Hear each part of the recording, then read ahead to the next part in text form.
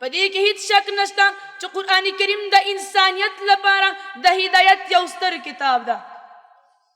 که څوک غواړي چې د قرآن کریم د هدایت په معنا باندې ځان پوه کړي چې قرآن کریم څنګه یو جامع هدایت ده او قرآن کریم څنګه د ژوند په ټولو کارونو کې هدایت ده، صرف په اخلاقیاتو، عباداتو او ایمانیاتو کې نه، بلکې د بشریت د ژوند په ټولو اړخونو کې قرآن عظیم شان د هدایت کتاب ده. که څوک په دې حقیقت باندې ځان پوهول غواړي نو هغه دی د جزیرة العرب حالاتو ته پام وکړي، د قرآن کریم د نزول څخه مخکې، د اسلام د راتلو څخه مخکې او د نبي علیه السلام د رسالت څخه مخکې، او بیا دی د جزیرة العرب حالاتو ته پام وکړي د قرآن کریم د نزول څخه وروسته چې د جزیرة العرب د خلکو حالاتو ته او یا په بله اصطلاح د هغوی علمي حیثیت ته توجه وکړو. د قرآن کریم د نزول څخه مخکې د عربو علمي حیثیت څنګه و، د هغوی اعتقادي حیثیت څنګه و، د هغوی اقتصادي حیثیت څنګه و او د هغوی سیاسي حیثیت څنګه و.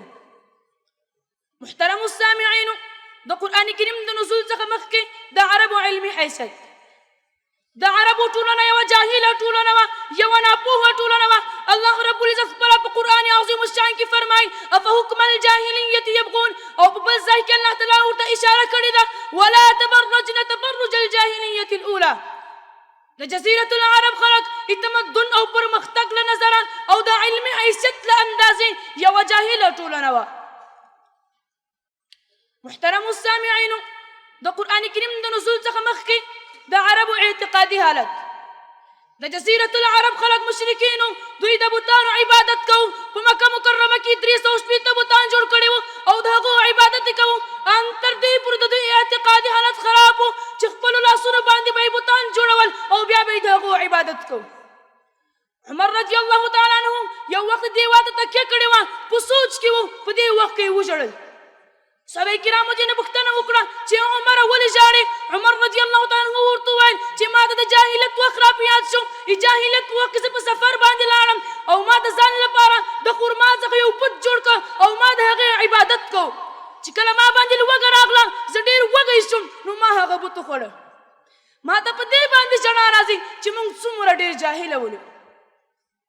محترمو السامعینو، د قرآن کریم د نزول څخه مخکې د عربو اقتصادي حالت، عربو به د غربت له وجې، د اقتصادي کمزورتیا له وجې خپل اولادونه قتلول. الله رب العزت په قرآن عظیم الشان کې فرمایي ولا تقتلوا اولادکم خشیة املاق.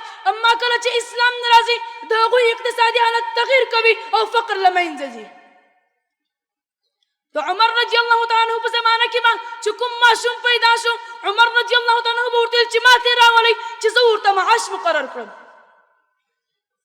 د قرآن کریم د نزول څخه وروسته اوس خلک خپل اولادونه نه قتلوي بلکې خپل اولادونه زیاتوي د دې دپاره چې کور ته یې زیات معاش راشي. د عربو په اقتصادي برخه کې دغه لوی تحول او یا په بله اصطلاح دغه 180 درجې تحول چا راوسته؟ دا د همدغه قرآن عظیم الشان د تعلیماتو برکت ده. محترمو سامعینو، د قرآن کریم د نزول څخه مخکې د عربو سیاسي حالت، په ټول جزیرة العرب کې یو سیاسي مرکزي حکومت نه و، په ټول جزیرة العرب کې یو سیاسي وحدت نه و، بلکې په جزیرة العرب کې حکومت الوعافي وه، کور په کور، کلی په کلی بدماشي وه، هر سړی بادشاه و. لکه په افغانستان کې د اسلامي نظام د راتګ څخه مخکې په افغانستان کې دا حالت موږ هم تجربه کړل.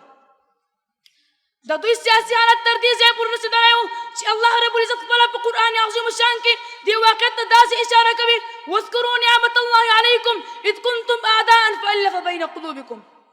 او ان تر دې پورې چې د دوی د سیاسي وحدت د نشتون له امله جزیرة العرب د فارس او د روم د ټرلینګ مرکزونه ګرځېدلي ول او هلته به یې ټرلینګونه کول او هر یو به چې د خپل نظامي طاقت زور کاره کوو د عربو په یو قبیله باندې به برید کوو او هغوی به یې قتلول.